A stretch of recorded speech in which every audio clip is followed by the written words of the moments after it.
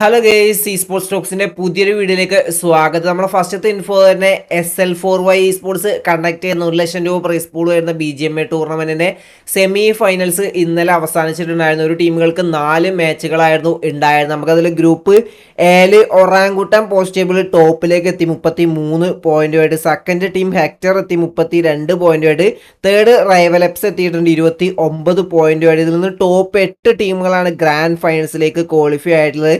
നമ്മളെ സോളിന് ക്വാളിഫൈ ആവാനായിട്ട് സാധിച്ചില്ല. 23 പോയിന്റായിട്ട് 10ാം സ്ഥാനത്താണ് നിൽക്കുന്നത്. നമ്മളെ മാക്ക് ജോയിൻ ചെയ്ത പുതിയ ടീം ജെനിസസ് സ്പോർട്സിനും ക്വാളിഫൈ ആവാനായിട്ട് സാധിച്ചിട്ടില്ല. 7 പോയിന്റുമായിട്ട് ഏറ്റവും ലാസ്റ്റ് 16ാം സ്ഥാനത്താണ് ടീം നിൽക്കുന്നത്. ആൻഡ് ഗ്രൂപ്പ് ബിയിലേക്ക് നോക്കുകയാണെങ്കിൽ ഡീസൽ സ്പോർട്സ് 41 പോയിന്റുമായിട്ട് പോസ്റ്റേബിൾ ടോപ്പിൽ നിൽക്കുന്നുണ്ട്. സെക്കൻഡ് ഗോളിലേക്ക് നിൽക്കുന്നുണ്ട് 39 പോയിന്റുമായിട്ട്.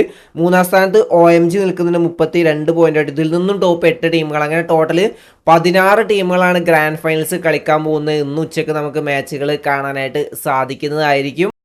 അടുത്തൊരു ഇൻഫോ എന്ന് പറഞ്ഞാൽ BGS 2025 64 ഇൻവൈറ്റഡ് ടീംസുകൾ ഉണ്ട്. അതിലൊരു മല്ലു ഓർഗ് കൺഫേം ആയിരിക്കുകയാണ്. നോണെക്സിനും BGSലേക്ക് ഇൻവൈറ്റ് കിട്ടിയിട്ടുണ്ട്. ഇത്തവണ നോണെക്സ് THW എന്ന് പറഞ്ഞ ഓർഗുമായിട്ട് കൊളാബ് ചെയ്തുകൊണ്ടാണ് BGSലേക്ക് ഇറങ്ങാൻ പോകുന്നത്. THW നിങ്ങൾക്ക് എല്ലാവർക്കും അറിയായിരിക്കാം, ഇപ്പോൾ ജെല്ലിയുടെ ടീമിൽ കളിക്കുന്ന പ്ലേയേഴ്സ് ആയിരുന്നു ആദ്യം THWയിൽ കളിച്ചിട്ടുണ്ടായിരുന്നു. ഇത്തവണ നോണെക്സുമായിട്ട് കൊളാബ് ചെയ്തുകൊണ്ട് THW നോണെക്സ് എന്ന പേരിലായിരിക്കും BGSൽ ഈ ഒരു ടീം ഇറങ്ങാൻ പോകുന്നത്. നോണെക്സിൻ്റെ പ്ലേയേഴ്സ് നിങ്ങൾക്കറിയാം, ഇപ്പോൾ നടക്കുന്ന തേർഡ് പാർട്ടി ഇവൻറ്റുകളൊക്കെ അത്യാവശ്യം നല്ലൊരു പെർഫോമൻസ് കാഴ്ചവെക്കുന്നുണ്ട്. BGSലും ആ ഒരു ഡോമിനേഷൻ ഉണ്ടാവുമെന്ന് നമുക്ക് പ്രതീക്ഷിക്കാം. എൻ്റെ അടുത്തൊരു ഇൻഫോ എന്ന് പറഞ്ഞാൽ നമ്മുടെ സ്കൗട്ട് റിലേറ്റ് ചെയ്തിട്ടാണ്. സ്കൗട്ട് നിങ്ങൾക്ക് അറിയാം, ഭയങ്കര ഒരു OG പ്ലെയർ ആണ്. സ്കൗട്ടിൻ്റെ ആ ഒരു റിട്ടയർമെൻറ്റിൻ്റെ ഒരു ഹിൻറ്റും ഇന്നലെ ലൈവ് സ്ട്രീമിൽ പറഞ്ഞിട്ടുണ്ട്. അതിൽ മെയിനായിട്ട് പറഞ്ഞത് ഈ ഒരു ESL ടൂർണമെൻറ്റ് സ്കൗട്ടിന് ഭയങ്കര ഇമ്പോർട്ടൻ്റ് ആണ്. അതുകൊണ്ട് തന്നെ ബ്രാൻഡ് ഡീൽസും കാര്യങ്ങളൊക്കെ കുറച്ചിട്ടുണ്ട്. വീട്ടിലേക്ക് എത്തുക ട്രാവലിംഗ് കാര്യങ്ങളൊക്കെ ഫുള്ളി കുറച്ചിട്ടുണ്ട്. ഫുള്ളി ESLൽ ഫോക്കസ് ചെയ്തുകൊണ്ട് നിൽക്കുകയാണ്. കാരണം ഇനി അധികം ടൈമില്ല.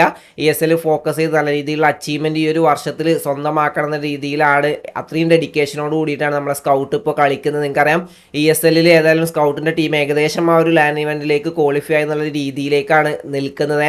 നിങ്ങൾക്ക് OG പ്ലേയേഴ്സിന് ഇപ്പോൾ അറിയാം, ജോനതൻ, സ്കൗട്ട്, ഒവേസ് തുടങ്ങി കുറച്ച് പേര് മാത്രമേ ഇപ്പോഴും സീനിലുള്ളതുള്ളൂ. ബാക്കിയുള്ള കുറേ പേര് റിട്ടയർ ചെയ്ത് പോയിട്ടുണ്ട്. ഇപ്പോഴത്തെ ആ ഒരു ജനറേഷന് മുന്നിൽ പിടിച്ചു നിൽക്കാനായിട്ട്, അല്ലെങ്കിൽ അത്രയും ലെവലിലുള്ള കോമ്പറ്റീഷനും അല്ലെങ്കിൽ ഫ്യൂച്ചറും നോക്കി അങ്ങനെ കുറേ OG പ്ലേയേഴ്സ് പോയിട്ടുണ്ട്. പക്ഷേ സ്കൗട്ട്, ജോനതൻ തുടങ്ങിയുള്ളവരൊക്കെയാണ് ഇപ്പോഴും നിലനിൽക്കുന്നത്. അപ്പോൾ സ്കൗട്ടിന് ഇനിയും നിലനിൽക്കണമെങ്കിൽ ഈ ഒരു ESL ഇമ്പോർട്ടൻ്റ് ആണെന്നാണ് പറഞ്ഞിട്ടുള്ളത്. നമുക്ക് നോക്കാം, ESLൽ പെർഫോമൻസ് വന്നിട്ടില്ലെങ്കിൽ സ്കൗട്ട് റിട്ടയർ ചെയ്യുമോ അല്ലെങ്കിൽ ഈ ഒരു വർഷം ഫുള്ളി സ്കൗട്ട് അതിനുവേണ്ടി ട്രൈ ചെയ്യുമോ എന്ന് നമുക്ക് എന്തായാലും കണ്ടു തന്നെ അറിയാം. എന്നാൽ അടുത്തൊരു ഇൻഫോ എന്ന് പറയുന്നത് ESL സ്നാപ്ഡ്രാഗൺ പ്രോ സീരീസ് 1 കോടി രൂപ പ്രൈസ് പൂൾ വരുന്നതിൻ്റെ സെമി ഫൈനൽസിൻ്റെ ഡേ 10 മത്സരങ്ങൾ ഇന്നലെ അവസാനിച്ചിരിക്കുകയാണ്. അടിപൊളി മത്സരങ്ങളാണ് നമുക്ക് ESLൽ കാണാനായിട്ട് സാധിക്കും. നമുക്ക് ഇന്നലത്തെ മാച്ച് വൈസ് ഡീറ്റെയിൽസിലേക്ക് നോക്കുകയാണെങ്കിൽ മാച്ച് 1 തന്നെ റെക്കനിങ് സ്പോർട്സ് 13 ഫിനിഷസോട് കൂടിയുള്ള ചിക്കൻ ഡിന്നർ സ്വന്തമാക്കി. മാച്ച് 2ൽ ഡുവോർഡേ 10 ഫിനിഷസോട് കൂടിയുള്ള ചിക്കൻ ഡിന്നറും സ്വന്തമാക്കി. ഗോളിലേക്ക് അവിടെ 11 പോയിന്റ് സ്വന്തമാക്കി. ആൻഡ് മാച്ച് 3ൽ വൈൽഡ് ഫാങ്സ് നമ്മളെ സ്കൗട്ടിൻ്റെ ടീമിന് മച്ച് നീഡഡ് പെർഫോമൻസ് ആയിരുന്നു. അവിടെ 10 ഫിനിഷസോട് കൂടിയുള്ള ചിക്കൻ ഡിന്നറും സ്വന്തമാക്കി.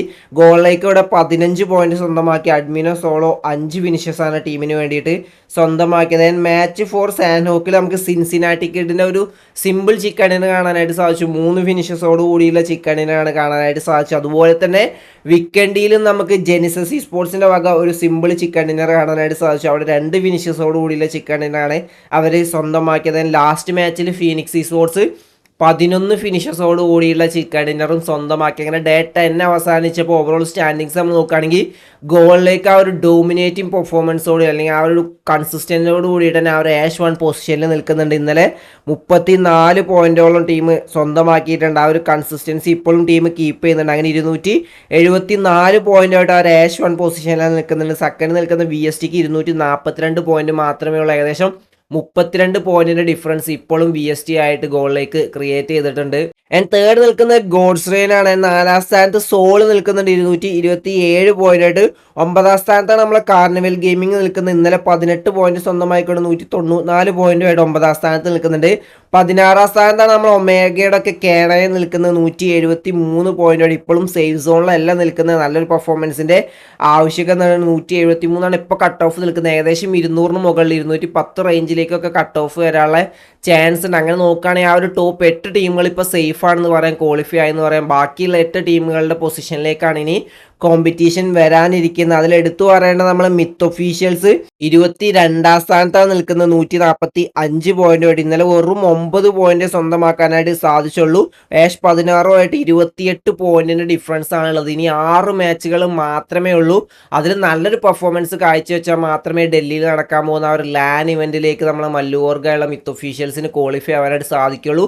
അതുകൊണ്ട് തന്നെ ഇനി വരുന്ന 2 ദിവസങ്ങളിൽ നല്ലൊരു പെർഫോമൻസ് ടീം കാഴ്ചവെക്കുന്ന നമുക്ക് പ്രതീക്ഷിക്കാം. അതുപോലെ തന്നെ നമ്മളെ മലയാളി പ്ലെയറായുള്ള ഈവിള് കളിക്കുന്ന ജെൻ എക്സ്എഫും 27ാം സ്ഥാനത്താണ് നിൽക്കുന്നത് 130 പോയിന്റുമായിട്ട്. അവർക്കും നല്ലൊരു ഡോമിനേഷൻ്റെ ആവശ്യകത ഉണ്ട്. നല്ലൊരു പെർഫോമൻസ് ഉണ്ടെങ്കിൽ മാത്രമേ ജെൻ എക്സ്എഫിനും ക്വാളിഫൈ ആവാനായിട്ട് സാധിക്കുകയുള്ളൂ. ആ ഒരു പെർഫോമൻസ് 2 ടീമുകൾ ഭാഗത്തുനിന്ന് നമുക്ക് ഉണ്ടാവുമെന്ന് നമുക്ക് പ്രതീക്ഷിക്കാം. അപ്പം ഇന്ന് ഡേ 11 മാച്ചുകൾ നമുക്ക് കാണാനായിട്ട് സാധിക്കുന്നതായിരിക്കും. നാളെയാണ് ലാസ്റ്റ് ഡേയും വരുന്നത്. നോക്കാം എത്രത്തോളം അടിപൊളിയായിട്ട് ഓരോ പെർഫോമൻസും ഉണ്ടാവുന്നുള്ളത്. അപ്പോൾ ഇന്നത്തെ വീഡിയോ ഇത്രയുള്ളൂ. വീഡിയോ ഇഷ്ടപ്പെട്ട ലൈക്ക് അടിക്കാൻ, നിങ്ങളായപ്പോൾ കമൻറ്റായി രേഖപ്പെടുത്തുക. അപ്പോൾ അടുത്ത വീഡിയോസ് വരുന്നവരെ ബൈ ഗൈസ്.